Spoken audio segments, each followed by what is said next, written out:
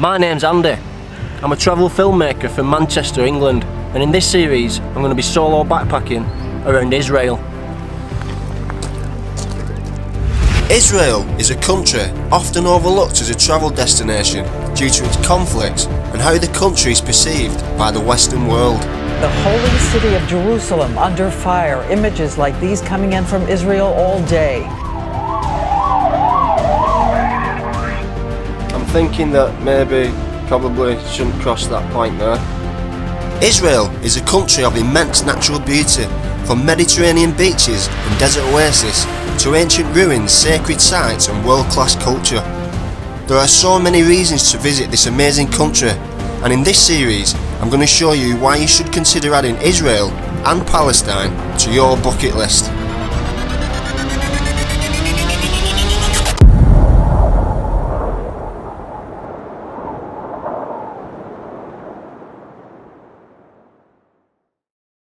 Good morning guys, it's a very miserable day this morning in Jerusalem.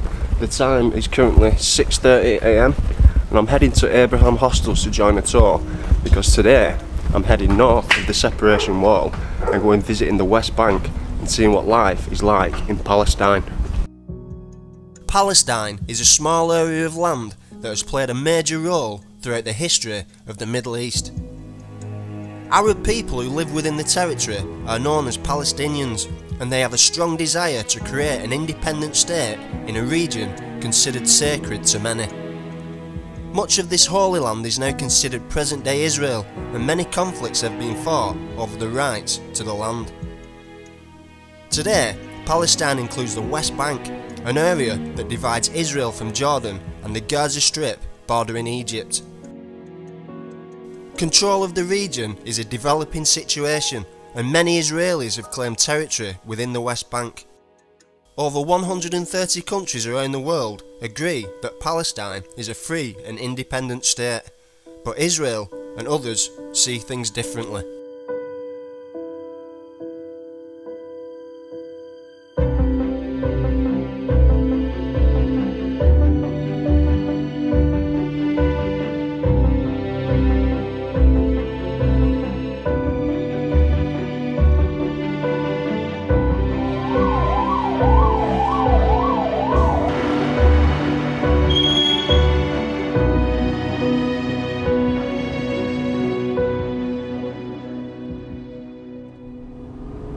Look, why we are in this situation?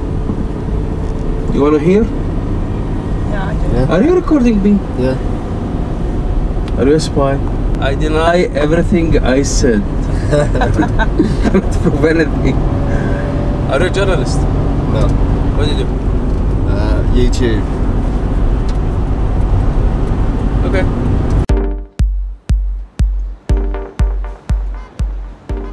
Our first stop of the tour is the bustling city of Ramallah.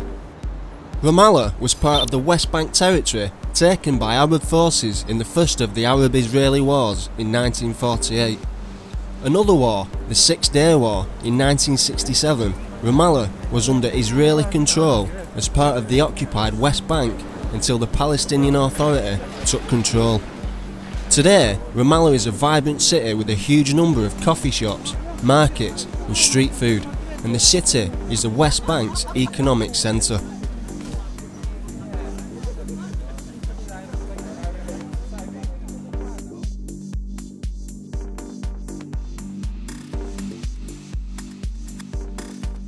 So, first impressions of Palestine is it's actually very run down and it seems very neglected compared to the rest of Israel, but the people here are super friendly.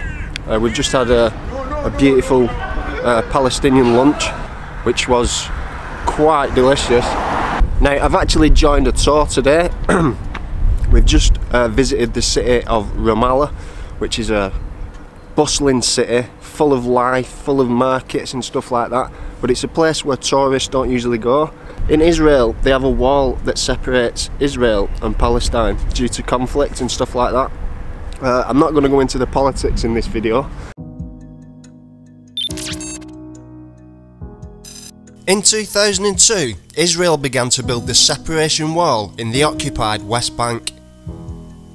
It was constructed as a security barrier against terrorism, but sadly this has cut off thousands of Palestinians from schools, villages and farmland. The Israeli government says that the wall has been an effective tool in the fight against terrorism, as the number of suicide bombings have decreased since its construction, but it has also led to Palestinian families having reduced freedoms and loss of land. The wall is covered with graffiti that expresses the thoughts and opinions of many people. It includes the work of British street artist Banksy, who helped to design the walled-off hotel, where you can grab a coffee, see the indoor art gallery and feast your eyes on what is believed to be the worst view in the world, but I'll let you be the judge of that.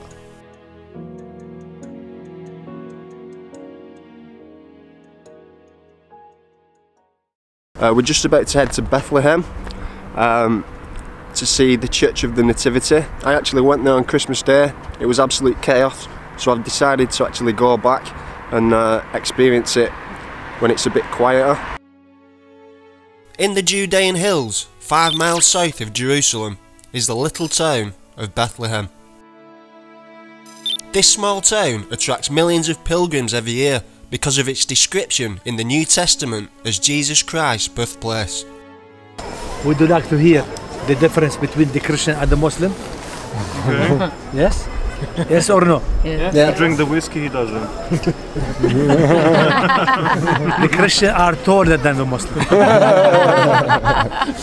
The Christians are shaving. The Muslim not. The Christian drink whiskey. He drink only cola Sprite. But he told me 5 years ago, I bring you a bottle of whiskey. Where is my bottle of whiskey? Blame the Israelis. It's on the Israeli side. You see? He make trouble all the time. Okay, come please. One more time, it's allowed for you to take pictures. In case of somebody lost, just wait here outside. Okay, please? Let's go. Bethlehem remains home to one of the largest Arab Christian communities in the Middle East, and is also believed by the Jewish community to be the birthplace of David, King of Israel. Here's the spot that marks the birthplace, right? And you've noticed already that is marked with number 14, pointing, angled, silver star, which says, "Here of Mary, Jesus was born." But you know what interests me about that? Besides being the spot where Christianity began, it reflects the genealogy of Jesus Christ. 14 generations. We can trace the genealogy of Jesus starting with Abraham all the way down to Joseph, the earthly father of Jesus. You can read his name on the top. Can you read the last name? Nativity stands for the manger. And the meaning of Christmas is the manger and nothing else. I know most of us, they have the Christmas trees decorated in our homes, giving away gifts, celebrating with the families, having nice times as good times. But the Christmas is all about the manger, my friends. A manger. Look at me. It's this big and that high. Feeding trough for the animals. Feeding trough for the animals. What kind of animals are we talking about here? Sheep. Sheep and lambs.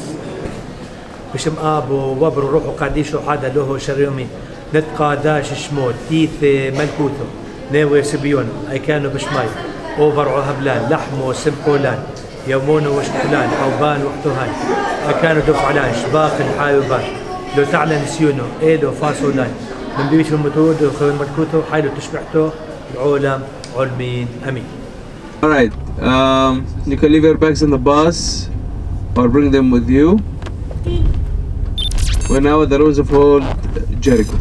Alright, so I know it doesn't look like much, but this is Jericho. It just looks like a pile of dirt, but this is in fact the oldest city in the entire world. The oldest ever built city in the world, which is pretty amazing really. You need to know first, this site, Jericho, is the oldest known city inhabited continuously in all the world. Jericho, it's more than 10,500 years. That is the ancient city. This was the watchtower, the torre, the tower. And this tower was belonging to which age? 8,000 BC. 8,000 BC. That means this building is more than 10,000 years. And this building is the oldest building in all the world.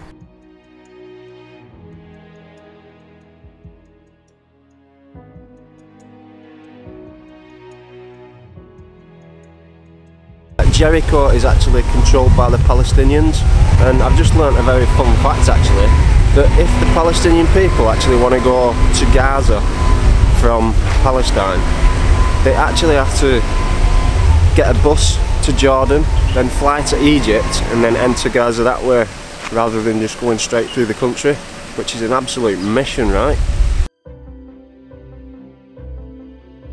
I'm thinking that maybe we probably shouldn't cross that point now.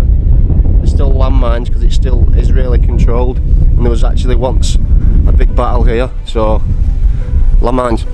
Our final stop of the tour is the Jordan River, which separates Israel from Jordan. This is where the Bible says that John the Baptist baptised Jesus Christ. It's 156 miles long, and both Jordan and the West Bank take their name from the river.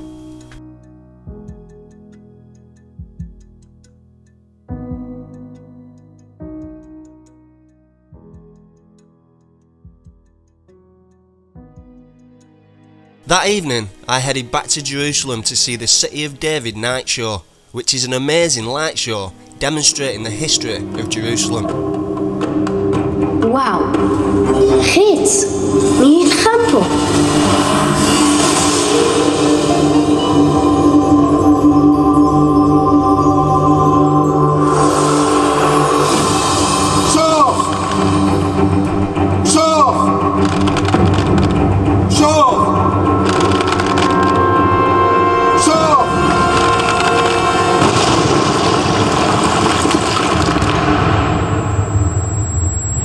Here, in the left, we found basement of a family, a Byzantine family that was living here 1400 years ago, and in the year 614 the family fled Jerusalem. Before the flight, they put all the treasure in one of the walls in this basement. They did not come back. We came back, and we found in the year 2011, 2012, we found 264 golden coins right here.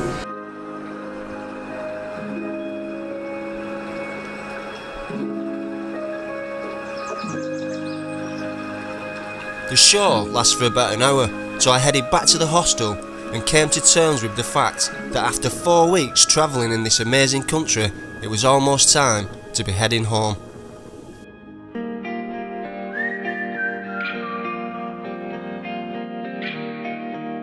Well, that's it guys.